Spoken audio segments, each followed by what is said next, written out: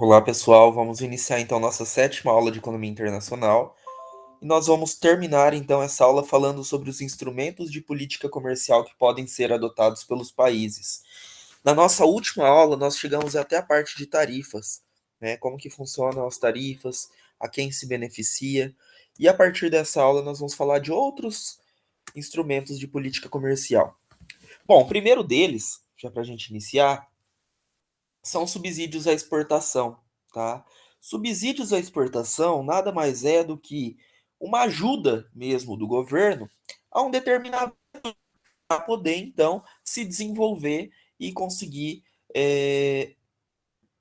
ter preços competitivos diante, né, dos mercados econômicos, né, exteriores.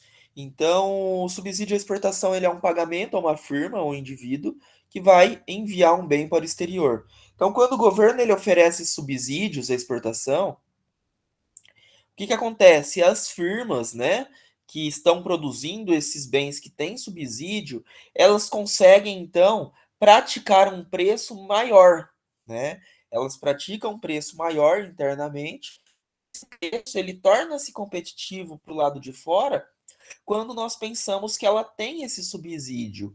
Por quê? Porque para exportação ela vai chegar num determinado preço até o preço que ele é praticado internacionalmente, tá? Então esse preço que é praticado internacionalmente costumeiramente vai ser menor do que o interno, e aí então as empresas conseguem competir com o exterior pelo fato de que ele recebe algum subsídio, algum benefício, né, do governo por estar então conseguindo exportar o seu produto.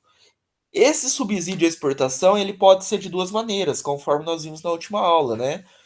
Pode ser um subsídio específico, determinado, por exemplo, por valor, ou a de valorem, né? Que pode ser por uma taxa. Aí, para explicar melhor a parte de subsídios de exportação, conforme nós podemos ver, o subsídio de exportação ele é bom para os exportadores, para os produtores, porque ele aumenta os preços no país exportador, enquanto ele vai acabar reduzindo no país importador, né? Então, para dentro do país, ele acaba praticando um preço mais alto, mas quando ele pensa, né, é, em venda, né, em exportação, ele consegue praticar um preço mais baixo, dado o subsídio. É, o subsídio à exportação ele causa um problema nos termos de troca, tá? Justamente porque afeta diretamente o consumidor também. E ele, sem dúvida, vai acabar gerando custos que excedem os benefícios. Todo subsídio à exportação deve ser tomado enorme cuidado para que não seja praticado de maneira é, contínua, né? Numa situação prolongada, na qual então fica prejudicada a população local. E além do mais, né, pode gerar uma situação na qual a empresa, né, o setor, fica acomodado com essa questão do subsídio. Aqui está um exemplo, tá? Que a BBC News postou. Essa notícia é de agora de novembro, de segunda passada, onde o Brasil aumentou incentivo a combustíveis fósseis na contramão de metas por clima. Né? Dados compilados pelo INESC apontam subsídios da ordem de 123 bilhões ao setor de óleo e gás. Isso daqui ele vai na contramão do que está sendo, do que está acontecendo, né? Por exemplo, no país nós estávamos com um problema de seca, né? Estávamos com um problema de seca. Isso afeta diretamente na questão energética. E além do mais, nós estamos com um sério problema, né? Como combustíveis com preços altíssimos. E a partir do momento em que o governo determina subsídios para a questão de combustíveis, isso gera o que? Preços praticados maiores internamente, conforme nós vimos ali, e preços praticados de maneira reduzida para exportação. Tá? Então, nós estamos piorando os termos de troca, nós estamos gerando então custos maiores para a população, dados algumas situações de subsídio. Aqui está um exemplo bem na prática. Aí vem o segundo instrumento de política comercial da aula de hoje, que são as cotas de importação. que ela vai ser diretamente uma restrição sobre a quantidade de algum bem que pode ser importado. Essas cotas de importação elas servem também para restringir, né? Para que você não traga tanto, né, produto de fora, vamos dizer assim. Tá? Então aqui está um exemplo dos Estados Unidos. Geralmente essas cotas de importação faz cumprir a restrição pela emissão de licenças. Em alguns casos, né, nos Estados Unidos, por exemplo, como açúcar e vestuário, o direito de vender é dado diretamente aos governos dos países exportadores. A cota de importação ela sempre vai elevar o preço doméstico do bem importado, tá? Então é justamente feito também para que não tenha tanta importação, seja beneficiada a produção local.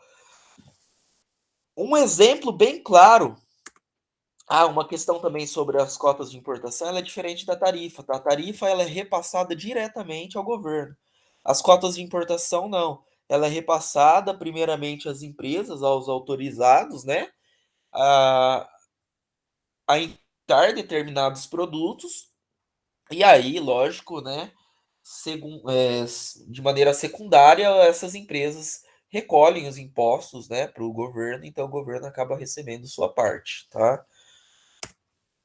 Aqui está um exemplo também, na, né, onde o governo federal aumentou a cota de importação para pesquisa. Então, o governo ampliou para 193 milhões de dólares a cota de importação para pesquisa. Isso vai beneficiar, então, a compra de insumos para pesquisa de vacinas. Tá? Então, o governo sempre teve uma cota muito mais baixa que isso para importação, cota de importação para pesquisa, justamente pensando no desenvolvimento da pesquisa interna, mas pelo fato, né, da pandemia, o governo acabou então aumentando essa cota de importação. Então, esse aumento de cota de importação é para quê? Permitir para que nós consigamos, né, trazer maior conhecimento, né, em termos de pesquisa de fora, tá? Justamente para conseguir desenvolver aqui dentro do país pesquisa para vacinas. Aí nós temos as restrições voluntárias à exportação. Isso é pouco utilizado, tá? Como o livro também ele é mais antigo, que vai tendo as edições, eles acabam deixando, mas isso é pouco utilizado. Foi mais utilizado nos momentos de protecionismo dentro do país, que ele é uma restrição, é uma cota sobre o comércio imposto pelo país exportador, tá? Então são em geral, essas restrições voluntárias à exportação é imposto então, a pedido do importador. Professor, mas como assim imposto a pedido do importador? Sim, isso daí, justamente o importador, quem está importando, pede que seja colocado em contrato restrições voluntárias às exportações, justamente já prevendo que futuramente pode ter outras restrições, então isso já seja determinado anteriormente na negociação. Mas isso é pouquíssimo, mas muito raro, na verdade, ser utilizado atualmente por conta, né, desse mundo do capitalismo que nós estamos vivendo. Então é muito mais difícil você fazer restrições voluntárias à exportação. Essas restrições elas acabam ocorrendo perdas, né, para o país importador. É basicamente uma cota, né? Ele que equivale a uma cota de importação, tá? Aí vem a necessidade de conteúdo local. Essa necessidade de conteúdo local ela é bem parecida com a questão de protecionismo, tá? Porque ela é uma regulamentação que determina que uma fração de tudo que é produzido seja feito isso de maneira doméstica, tá? Então, empresas, por exemplo, que têm vem empresas de fora, por exemplo, para se instalar no país. E acaba então sendo determinado, por exemplo, pelo governo para que seja produzido grande parte aqui dentro, né? Então, isso são acordos feitos justamente para que se tenha produção, se tenha emprego dentro do teu país. Essa fração ela também pode ser especificada tanto em unidades quanto em termos de valor. E a necessidade de conteúdo local, então, essas leis foram amplamente utilizadas principalmente por países em desenvolvimento, tá? Que é justamente pelo fato de que você consegue trazer esse conhecimento para dentro do teu país de produção, esse essa hierarquia que nós conseguimos trazer, então, esse conhecimento que nós conseguimos trazer de outros países para dentro do Brasil, isso foi muito praticado, tá? Principalmente no início dos anos 90, onde as primeiras grandes indústrias foram surgindo aqui dentro, e que é justamente para buscar desenvolver a produção local. É, essa questão da necessidade de conteúdo local, ela não produz receita para o governo nem renda das cotas. A diferença entre os preços, por exemplo, né? É necessário produção local. Deixa eu ver aqui. Necessário, por exemplo, produção local. Vamos pegar, por exemplo, que, beleza, produção local, tudo tem que ser feito aqui dentro do país. E vamos imaginar que os preços domésticos são mais altos que os preços de importação. Então, como que ele é feito? Nós trazemos, então, essa necessidade ela é determinada por lei, por exemplo, que parte pode ser produzido pelo país e parte pode ser importado para que consiga, então, baratear a produção. Dentro disso, então, por exemplo, de automóveis, né? As montadoras compram 50% das peças no país e 50% trazem importado justamente para fazer um custo médio e baratear, então, o custo. Então, as empresas elas podem satisfazer a necessidade de conteúdo local exportando, e não utilizando somente peças nacionais, mas sendo feito, então, um custo médio que isso é repassado diretamente para os consumidores, tá? E aí nós temos alguns outros tipos de instrumentos de política comercial, que vai ser rapidamente falado, como subsídios de crédito à exportação, que é uma forma de empréstimo subsidiado ao comprador de produtos exportados, e ele tem o mesmo efeito, né, dos subsídios à exportação. Aí tem a aquisição nacional de bens, que isso é realizado pelo governo, que é quando o governo ele determina, né, a compra de produtos nacionais, que é justamente para privilegiar os produtos produzidos domesticamente, tá? E as barreiras burocráticas, que isso ocorre muito. Então, às vezes, os governos eles acabam impondo vários obstáculos para que não consiga, né, trazer com tanta facilidade produtos de fora, que é justamente uma maneira de protecionismo. O que nós podemos ter visto é o seguinte, que todos os tipos de instrumentos de política comercial, sejam elas ou para aumentar a exportação ou para reduzir a importação, tá? Ou vice-versa, nós podemos, por exemplo, restringir exportações, beneficiando o comércio local, ou aumentar importações, que é justamente também trazer produtos de fora que talvez estejam mais baratos.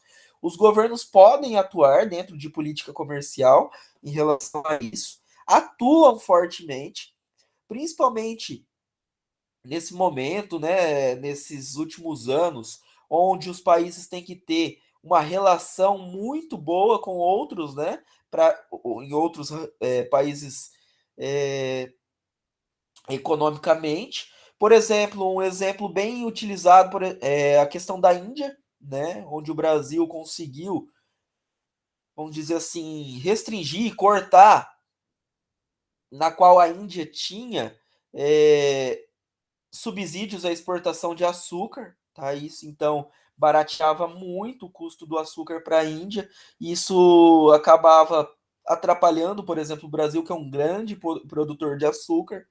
Tá? Então, assim, os países têm que buscar mesmo essa questão de negociações, de alianças, tá, com outros países, justamente para que consiga se sobressair dentro do comércio exterior. Bom, aqui está um resumo dos efeitos das principais políticas comerciais em relação ao excedente do produtor, consumidor, receita do governo e bem-estar nacional. Uma tarifa sempre ela beneficia, sempre aumenta o excedente do produtor, porém ela acaba afetando o excedente do consumidor justamente pelo fato dos termos de troca. A tarifa ela vai diretamente para o bolso do governo, então aumenta a receita do governo. E ela pode ser ambígua, né, em questão de bem-estar nacional. onde ela diminui para um país pequeno, né? Um país pequeno que depende diretamente da sua indústria, uma tarifa sobre a indústria faz com que fique mais caro mesmo os produtos e acaba então o excedente do consumidor sendo muito maior que o excedente do produtor, afetando diretamente o bem-estar nacional. O subsídio à exportação também tende a gerar um aumento do excedente do produtor, né, porque vai afetar diretamente o produtor de maneira positiva. Ele reduz, né, o excedente do consumidor, reduz a receita do governo, porque o subsídio à exportação é passado diretamente para a empresa, para um indivíduo ou para uma firma, né? Então, acaba afetando, reduzindo a receita do governo diretamente, porém isso acaba tendo impacto indiretamente por conta que as firmas repassam também impostos, né, para o governo e o bem-estar nacional também diminui, tá?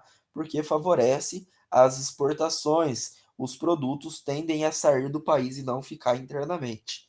A cota de importação, as cotas de importação vai aumentar o excedente do produtor também, diminui o excedente do consumidor, ele aumenta o excedente do produtor pelo fato de a cota de importação ser determinada para algumas empresas, possibilitando a importação de alguns bens, tá? Na qual é repassado isso para os consumidores, quando é repassado, acaba afetando, reduzindo o excedente do consumidor.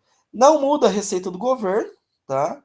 Porque isso afeta diretamente apenas o produtor, não tem nenhum benefício para o governo, e o bem-estar nacional ele pode ser ambíguo, né? De acordo com como que ele pode afetar os produtores e consumidores, como isso chega, então, dentro da sociedade.